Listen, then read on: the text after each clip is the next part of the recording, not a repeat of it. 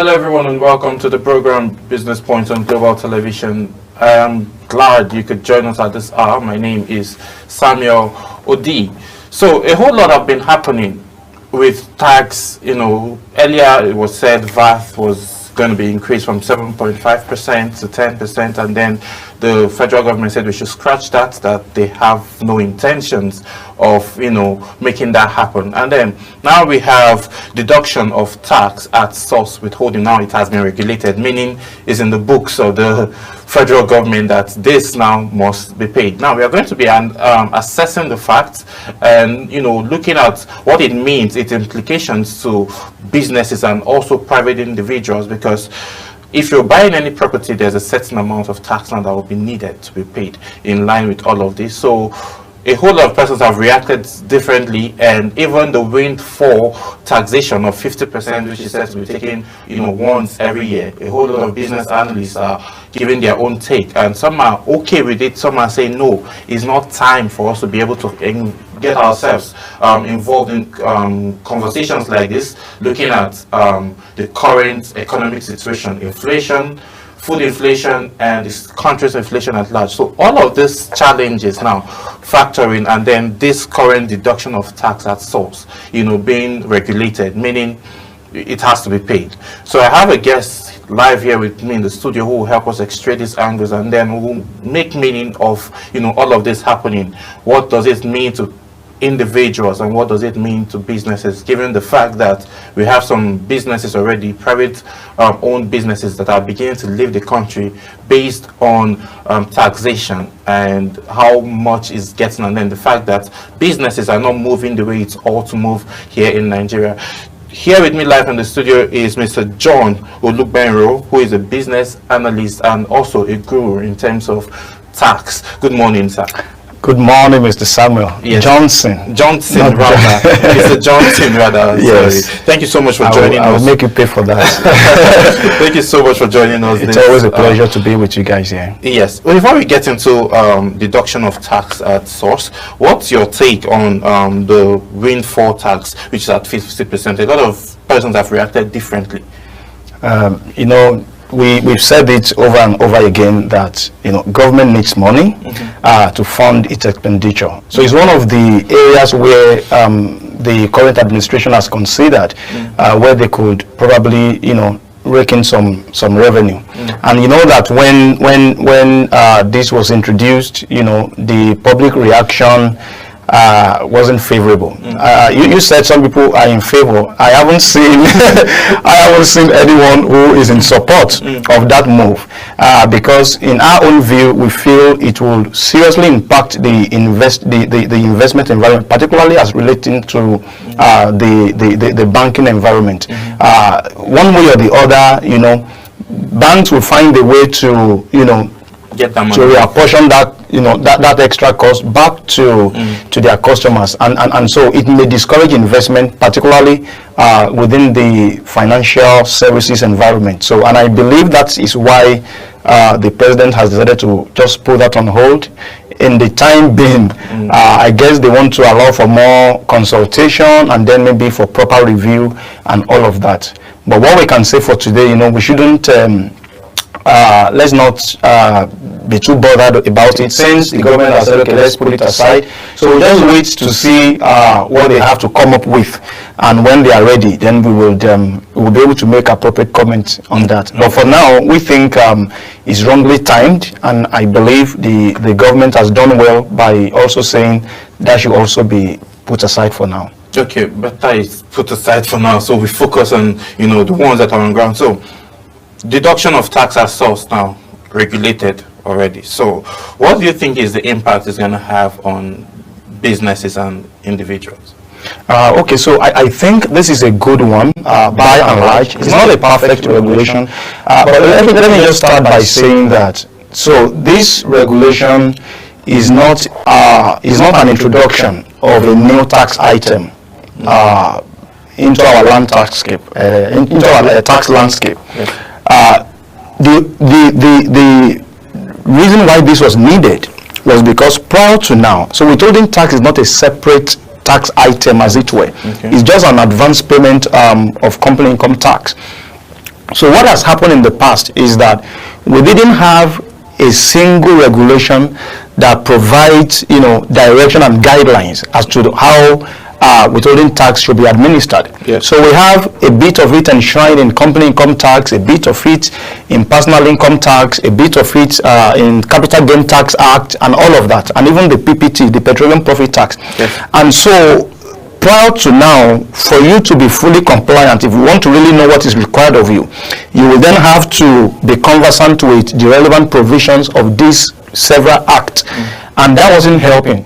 And because the provisions are made in different acts, so we also saw a bit of complexity and ambiguity, so that sometimes it's as if some provisions in some places, are somewhat contradictory.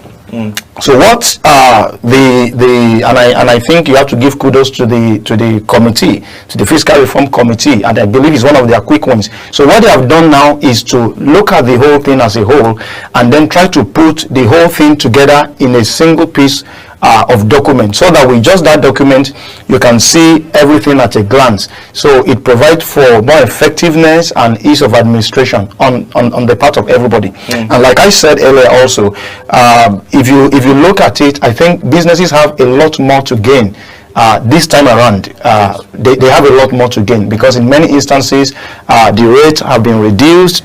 In some instances, some items have completely been expunged from it, and all of them. Maybe when we get into that, we will talk about the nitty-gritty of it. Okay, let's look at what transactions are, specifically subjected to this current deduction tax. So the regulation, like I said, what it did is just to extract those relevant provisions that most of them are already in existence. So ideally, if you do carry out a transaction that's qualified, we call them qualifying transactions, right, with a body corporate or unincorporated. What that means in English is that you are doing a transaction with a business, whether the business is registered as a limited liability company or is a business name, or in whatever category as the case may be. If you are a vendor to that business, the law requires that they deduct a certain portion of your fee as their vendor. They deduct it from you, and then they pay you what is net.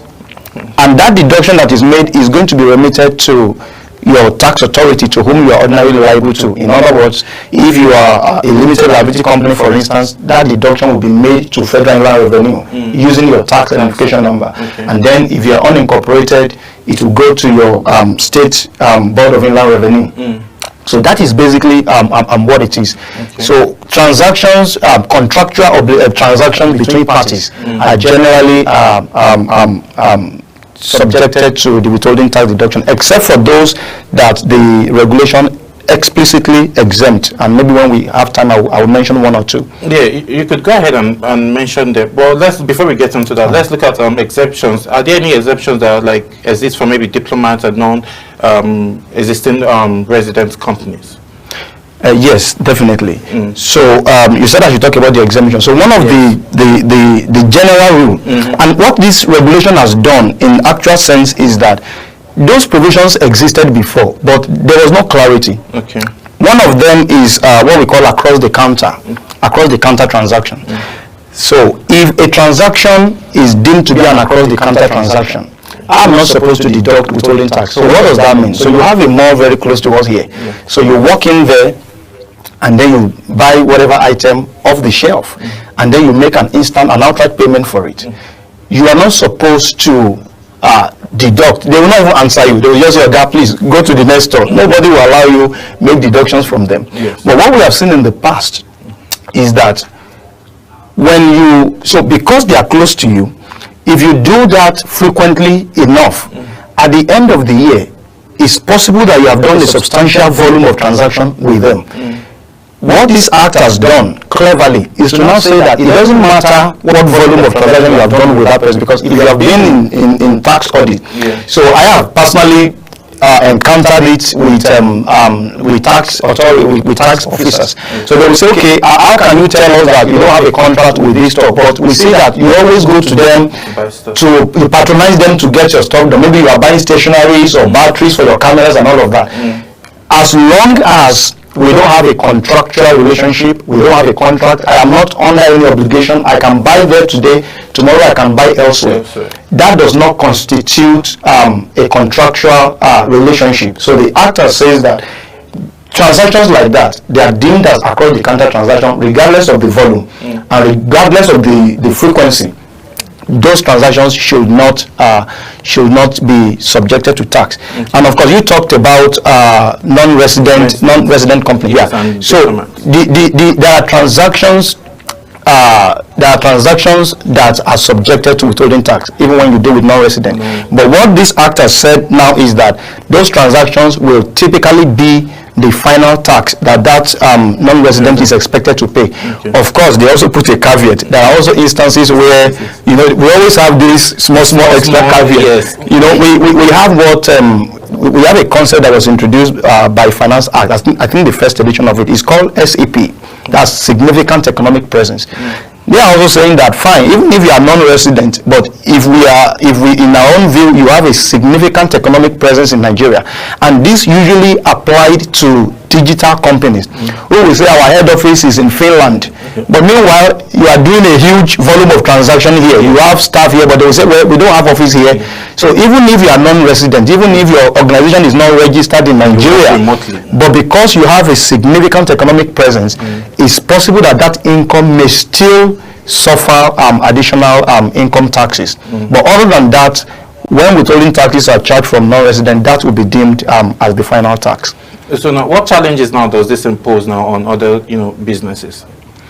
I don't even see a lot of challenge. I think what, in all fairness to this regulation, what it has done is to provide clarity and a lot of simplification. So let me give you one of the challenges that maybe we should talk about, the challenges that we're having before. Yes. So we have instances where the applicable rate on some sectors was quite unfair. People that are into supplies, people that are into construction. And that's why when you see a lot of construction projects, you see the quality of work that is being done. Yeah. Because the withholding tax that was applicable at the time is not commensurate with their usual profit margin. And what we have done now is to look at, okay, this kind of industry, the profit margin is usually low. By the time you are asking them to do a 5% withholding tax, you are probably eroding into their profit. So they have two options. It's either they don't complete the job, or they will do a substandard job just to remain in business. So now there have been reduction in that area. We also have instances where people will have deducted from you, they will not remit. Okay. And then when you have to file your returns, you will now still have to make payment out of pocket. So this regulation now has said that if anybody deducts money from you for the purpose of withholding tax deduction, they must issue you a receipt that they have deducted that amount. And if that person fails to remit, whoever deducted it will be the one to face. So you can take that receipt that the person has issued to you to your tax authority and say, look, this guy has deducted this amount from me, and they will credit that to you. And then the person who deducted it and did not remit is the one who will now have to face the law. Of course, he will have to pay penalties and interest with some other penalty that that may apply. Yeah. So those are some of the challenges that the regulation has seek to provide some clarity to. Okay, we'll be going on a very quick break, and then when we come back, this conversation continues as we extract other angles. Please do stay with us.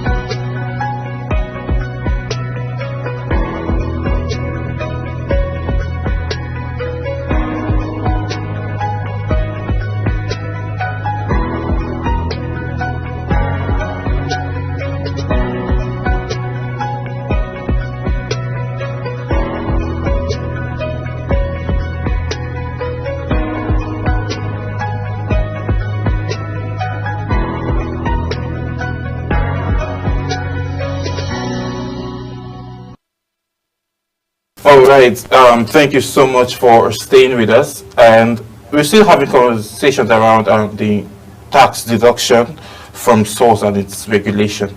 So looking at the long-term goal now for this, because obviously most of our, like they always say, our policies are looking very, very good on paper. If all of these regulations are followed through, well detailed, how key is it going to be that this is going to like benefit and then help Nigerian economy?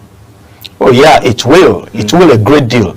Interestingly, one of the provisions also says that if you don't have a TIN number, a tax identification number, whatever rate that you ordinarily are supposed to pay should be doubled. Because we have instances where you do business with some vendors and you're asking them, please, can we have your TIN so that we can remit? On purpose, they will forfeit that portion that you didn't pay to them, but they don't want you to remit it.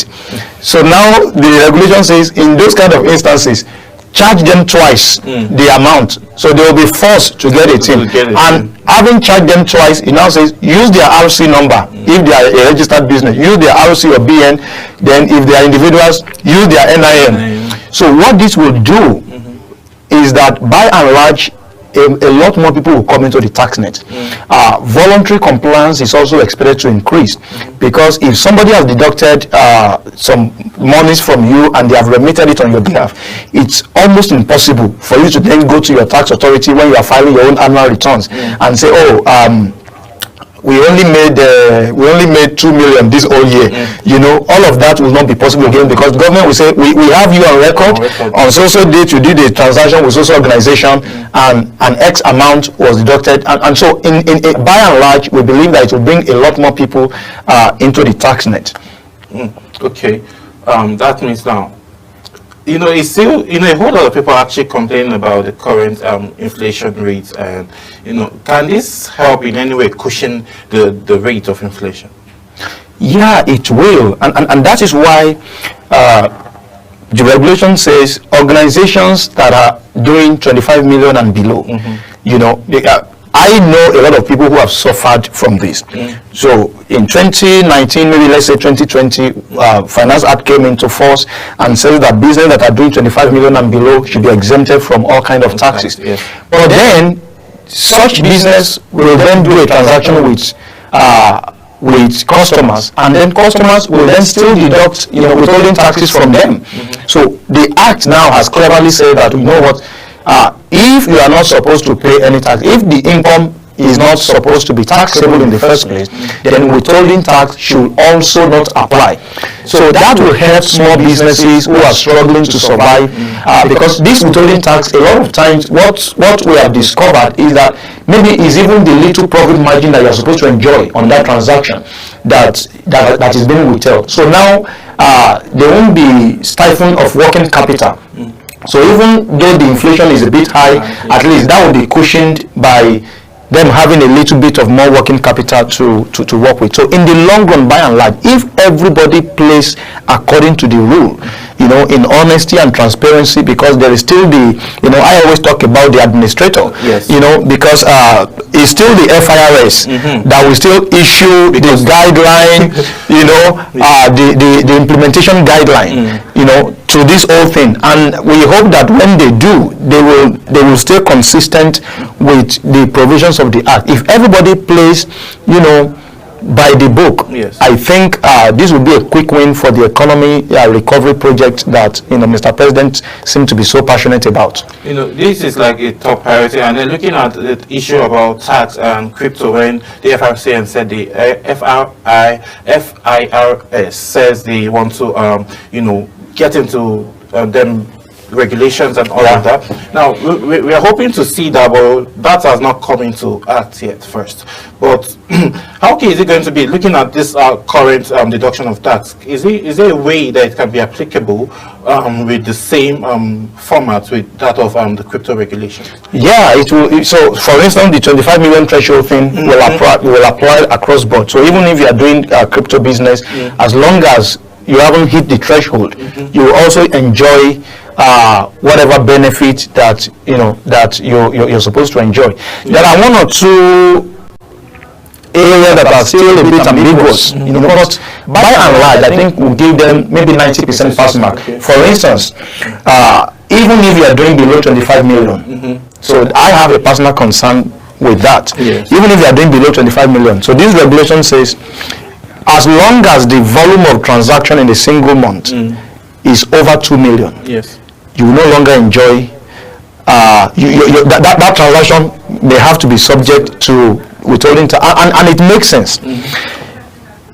The assumption is that, so if you are doing average of 2 million in a month, in a year you will be ending somewhere around 24 million. Yes. So there's a chance that you might shoot into the 25 million and above threshold. So they are like, once you are doing 2 million, we may have to subject that income in the time being, you know, to withholding tax temporarily, you know. But you could do a 10 million transaction once and they never do anything like that again. In fact, that may be for people who are in service industry. Yes. Those of us who are in service industry, sometimes you do a very massive project and there's for the next 6 months there's nothing. So at the end of the year you may still not have met that threshold. So I thought they probably should not even have added that other paragraph. They should have just left it open and all of that. But what I think they can do to, you know,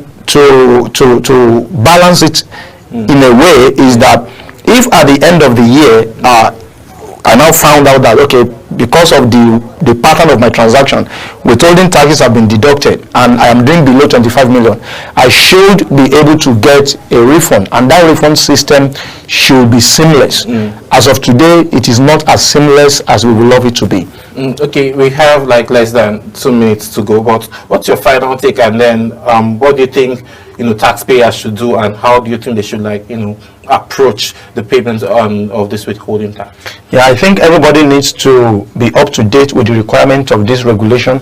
It's not going to be business as usual, particularly in terms of penalties. Gone are the days when you can choose to deduct and not remit. Even if you don't remit, even if you don't deduct, you will still be charged at least an administrative penalty.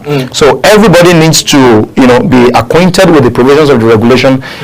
If you apply it correctly, it's good news for businesses, and I think people need to be up to date with it, so that nobody cheats you.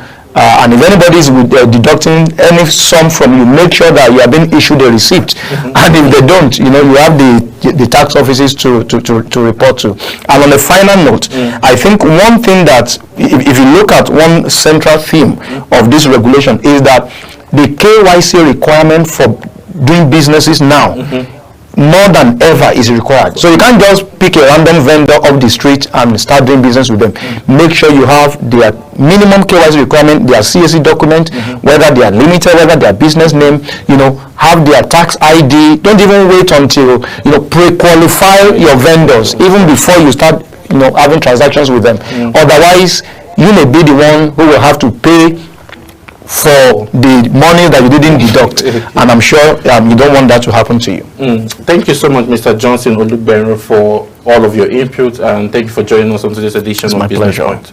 So that's how much time will permit us to take on today's edition of Business Point. I'll see you again tomorrow as we stray every other angle of business locally and in Europe. So my name is Samuel Odi. I'll see you again tomorrow. Bye for now.